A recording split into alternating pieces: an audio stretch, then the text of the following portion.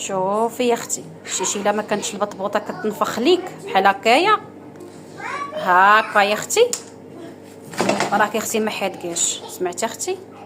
هذه هي الصراحه. ها انت اختي البطبوطه الا ما تنفختش لك بحال هكا، خصها تجي منفوخه بطبوطه، راه اختي راكي ما حادقه ما والو. ها انت اختي، ها انت شتي ملي كتنفخ كتحمر تا من الوسط ومن الجناب، حيت الا ما تنفختش لك كتحمر لك غير من الجناب، ولهنا كتبقى العجينه. اسكت غالي.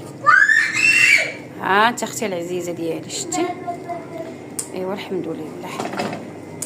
المهم اللي بغى الطريقه ديال البطبوط يخليها ليا في الكومونتير، نعطيكم طريقه ناجحه البنات. هكا الفطور للصباح الكوتي كيجي رائع. واخا ماما مع كويس ديال اتاي بالشيبه، الصراحه الله كيجي خطير. الناس راه